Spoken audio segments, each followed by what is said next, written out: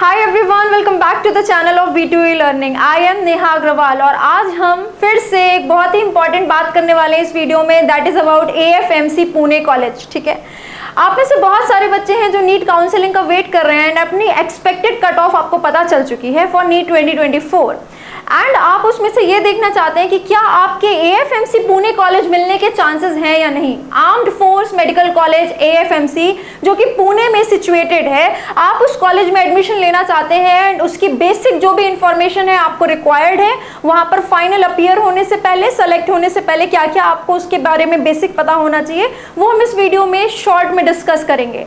पहली बात तो ये याद रखिए बेटा, AFMC में आर्म्ड फोर्स मेडिकल कॉलेज जो कि पुणे में स्थित है, उसमें एडमिशन पाना इतना भी आसान नहीं है। आप कह सकते हैं कि एम्स से भी मुश्किल है इसका सिलेक्शन प्रोसेस, बिकॉज इसमें नीट के अलावा भी कुछ एग्जाम्स होते हैं, टेस्ट होते हैं जो आपको सेंटर पे जाके पुणे में अगर बुलाया जाता है तो वहाँ दिया जाना होता है, उसके बारे में बात करते हैं। एंड दूसरा डाउट है कुछ हिंदी मीडियम के स्टूडेंट्स का कि क्या हमको कोई चैलेंज आएगा, तो उसके बारे में बात करते हैं कि आपको एक छोटा सा चैलेंज क्या आने वाला है इस पूरे प्रोसेस में।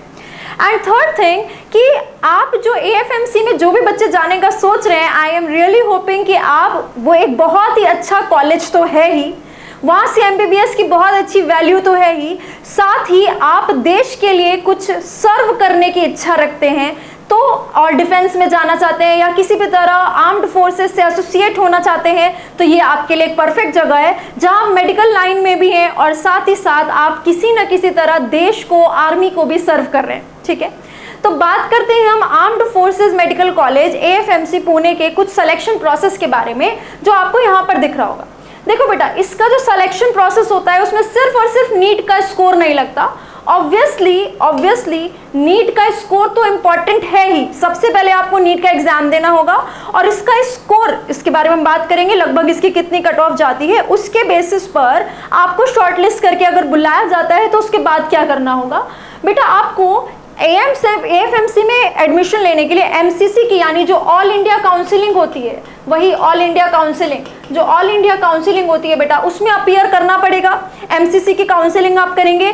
जब आप MCC की काउंसिलिंग पर, ऑल इंडिया काउंसिलिंग को रजिस्टर कर रहे होंगे, तो आपको उसमें सेलेक्ट करना पड़ेगा AFMC पुणे।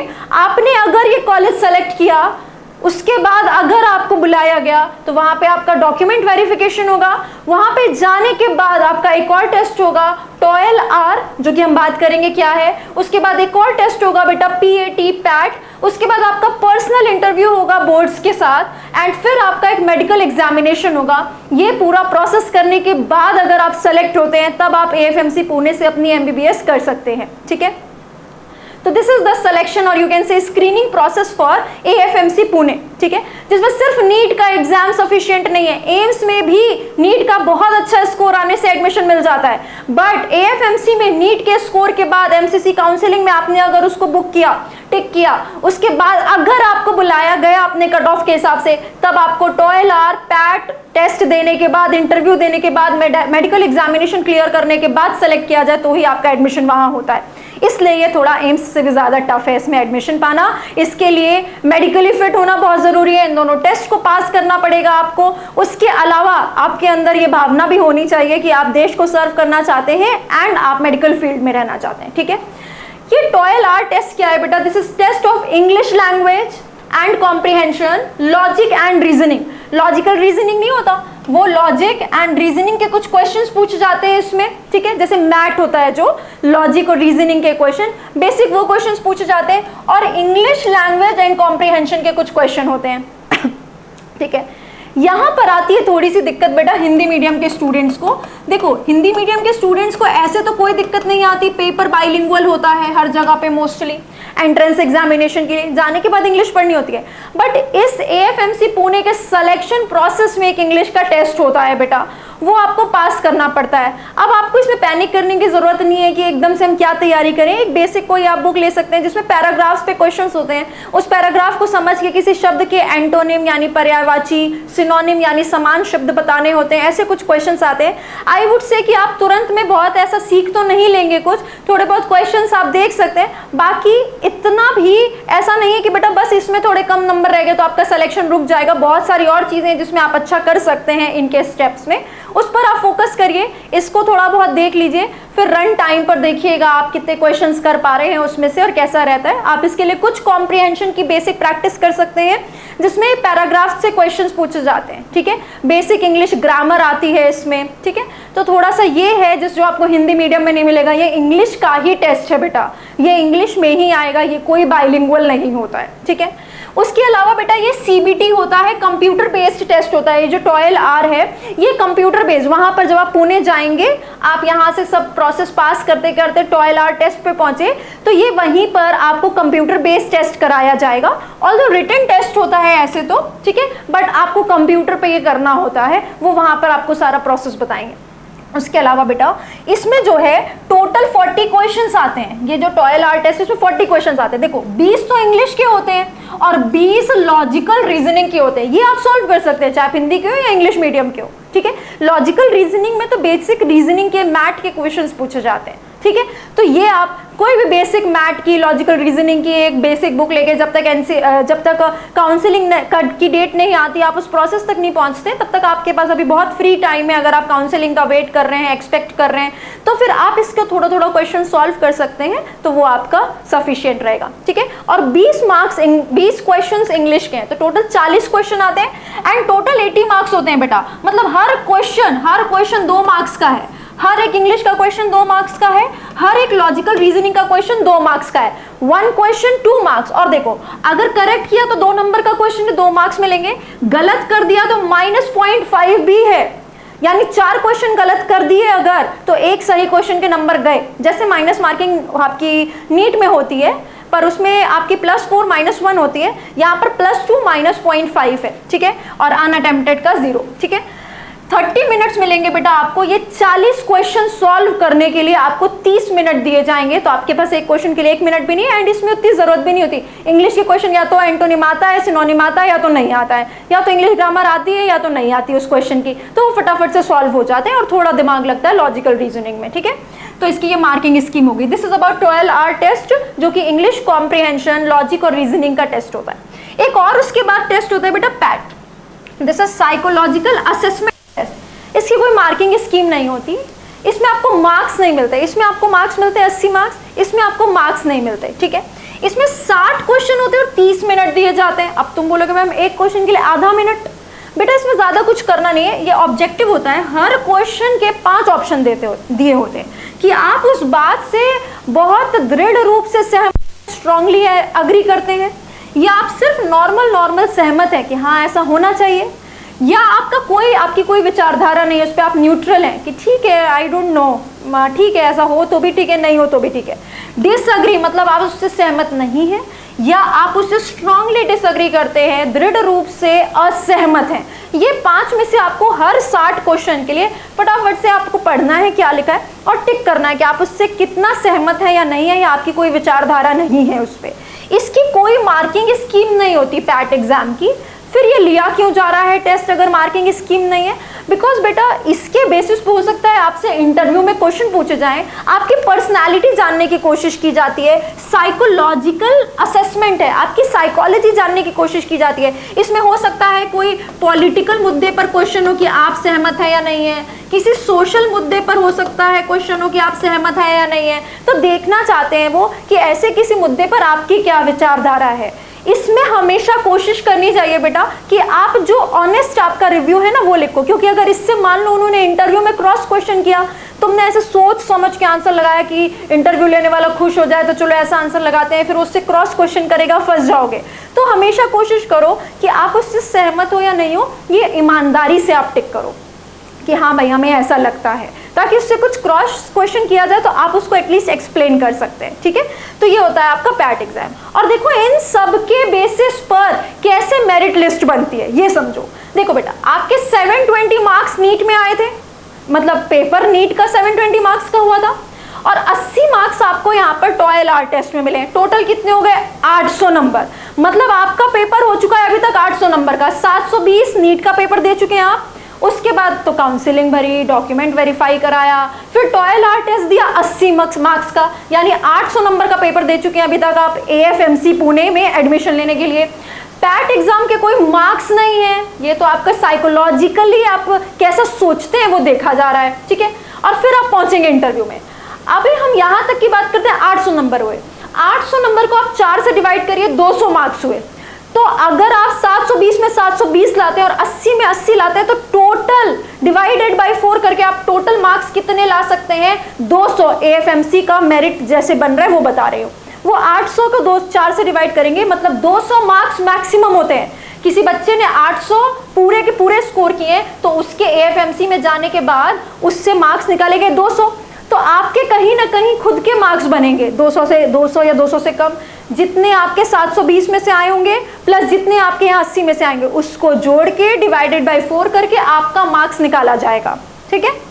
अब ये 200 मार्क्स या आपके जितने भी मार्क्स आए हैं 200 में से 200, 190, 180 जितने भी आपके मार्क्स आए हैं, प्लस जो ये आप इंटरव्यू देंगे ना बेटा, इसके 50 मार्क्स जुड़ते हैं।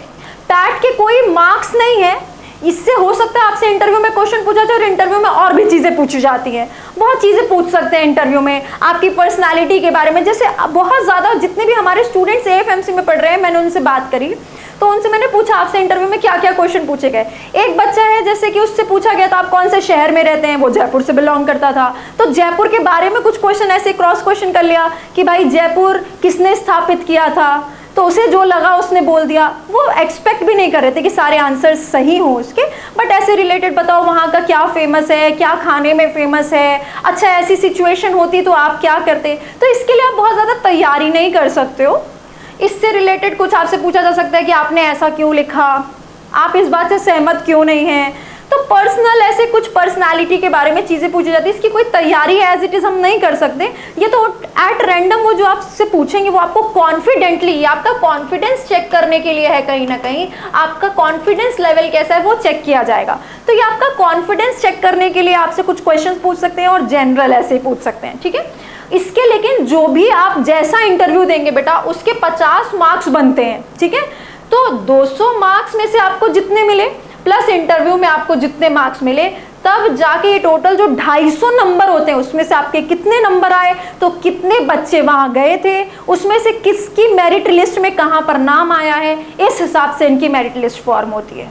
जिसमें नीट के मार्क्स इंपॉर्टेंट हैं, टॉयल आर के 80 मार्क्स इंपॉर्टेंट हैं, ठीक है। हिंदी मीडियम के बच्चे बिल्कुल ऐसे परेशान नहीं होंगे कि क्या, आप अपना बेस्ट करके आइए, अभी आपके पास जितना समय उतनी कॉम्प्रिहेंशन की तैयारी करिए आप, ठीक है।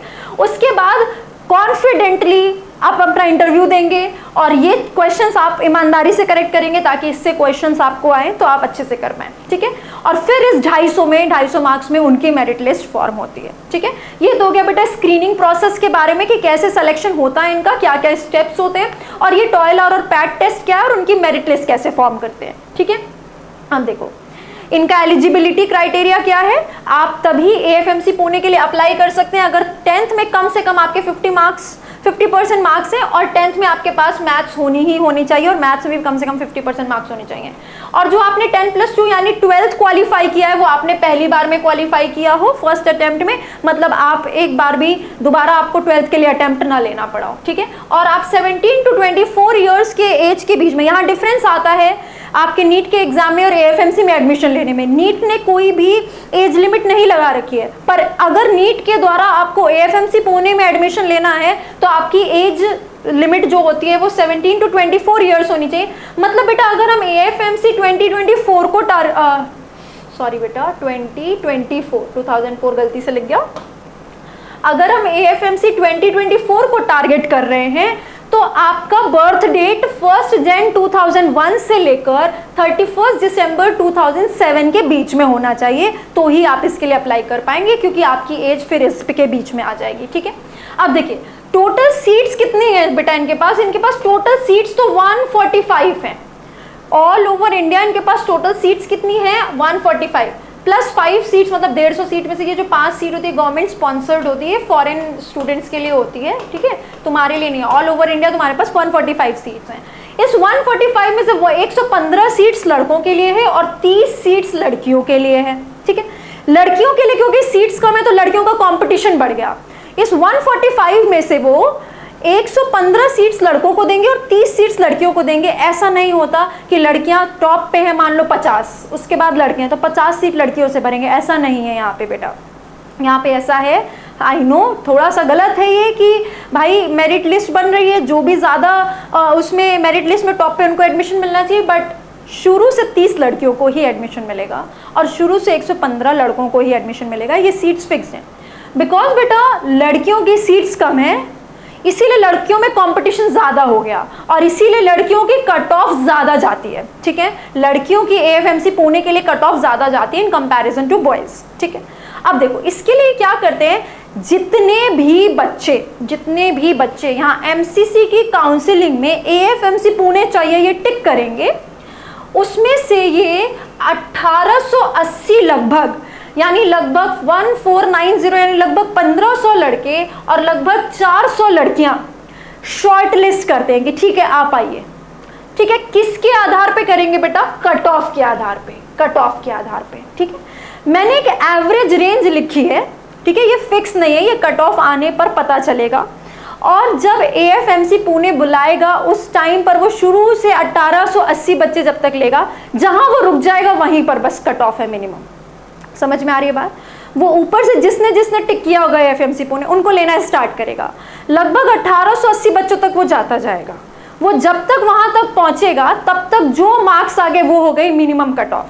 लगभग अभी तक के ट्रेंड के हिसाब से लड़कों के लिए कट ऑफ है 615 से 625 के बीच में रहनी चाहिए इस साल का जो एक्सपेक्टेड भी है नीट 2024 के लिए, और लड़कियों के लिए 625 से 650 के बीच में। जहां लड़कों की कट ऑफ हम बोल रहे हैं कि लास्ट इतनी चाहिए, वहां पे मिनिमम होती है गर्ल्स की बेटा, क्योंकि उनकी सीट कम है, कंपटीशन ज़्यादा है, इसलिए कट ऑफ ज़्यादा है। तो वो देखते हैं कि वो लड़कियों को और लड़कों को इस कट ऑफ के आधार पे लेते जाते हैं। 390 लड़कियों को इस कट ऑफ के आधार पे और 1490 लड़कों को इस कट ऑफ के आधार पे वो सेलेक्ट करते जाते हैं। टोटल जैसे इतना हो गया वो रुक जाते हैं, वही लड़कियों की लास्ट कट ऑफ, वही लड़कों की लास्ट कट ऑफ हो जाती है। समझ में आ रही है बात? ठीक है, जो बच्चे सेलेक्ट हुए 1880 पूरा प्रोसेस करने के बाद, मान लो इसमें से कहीं निकलते चले गए, क्योंकि इस 1880 में से टोटल सीट्स तो बेटा 145 ही हैं आपके लिए इंडिया में, ये तो बाहर की हो गई, 145 ही सीट्स हैं। ठीक है, भरी जाती हैं, फर्स्ट राउंड में ही भर जाती है, कोई सेकंड राउंड थर्ड राउंड की सकते जरूरत ही ना पड़े। बट मान लो कि जो 145 सेलेक्ट हुए हैं उनमें से कोई ज्वाइन करने नहीं आए, या मान लीजिए लास्ट में ज़्यादा ही बच्चे छट गए मेडिकल एग्जामिनेशन में, तब वो सेकेंड राउंड करेंगे और उसके बाद फिर से कॉल आती है जिन्होंने टिक करा होगा। ठीक है, हम उसके बारे में तो आपको बाद में खुद ही काउंसलिंग प्रोसेस में एंटर करने के बाद पता चलता जाएगा। ये एक्सपेक्टेड है बेटा, इस साल का फिक्स नहीं है। जैसे एक बार 608 भी गई है लड़कों के लिए कट ऑफ, तो एक एक्सपेक्टेड रेंज है इस बार की, तो आप इससे थोड़ा सा आइडिया लगा सकते हैं कि आपको AFMC पुणे मिलने के चांसेस हैं कि नहीं। तो अगर आप हिंदी मीडियम के स्टूडेंट हैं तो आपको TOEFL के लिए प्रैक्टिस करना स्टार्ट कर देना चाहिए, उसकी नहीं, आपके पास चांसेस हैं या नहीं उसके हिसाब से। ठीक है, अब आते हैं सीट रिजर्वेशन इनमें कितनी है बेटा। SC या ST कैटेगरी के लिए 10 सीट्स रिजर्व्ड है। ये जो 145 सीट्स हैं इसमें से 10 सीट्स रिजर्व्ड है। ठीक है, यहाँ पर अच्छी बात ये है बेटा कि SC और ST के लिए जो रिजर्वेशन है वो मेरिट के आधार पे है, मतलब कि जो बच्चे उन्होंने कट ऑफ के हिसाब से सेलेक्ट किए हैं उसमें से 10 सीट्स ऐसी हैं जो वो SC और ST के लिए रिजर्व रखते हैं। ठीक है, मतलब इसमें मार्क्स में वो नीचे नहीं जाते हैं, इस कट ऑफ से ऊपर ही रहना होता है। बस अगर आप इस कट ऑफ से ऊपर और एंटर कर जा रहे हैं तो वो 10 सीट आपके SC और ST के लिए रिजर्व्ड होते हैं, उनसे ही भरी जाती है। इनकी मेरिट ऐसे बनती है, ना कि उनकी कट ऑफ कम है। ठीक है, तो इस 145 में से 10 सीट्स ऐसी हैं बेटा जो कि SC और ST के लिए रिजर्व्ड होती है, बस इतनी रिजर्वेशन है इसमें। ठीक है, ये आप क्लियर कर देती हूँ, आप प्रॉपरली इसका स्क्रीनशॉट ले लीजिएगा। ठीक है, ये 5 सीट्स रिजर्व्ड हैं फॉरेन एस्पायरेंट्स के लिए।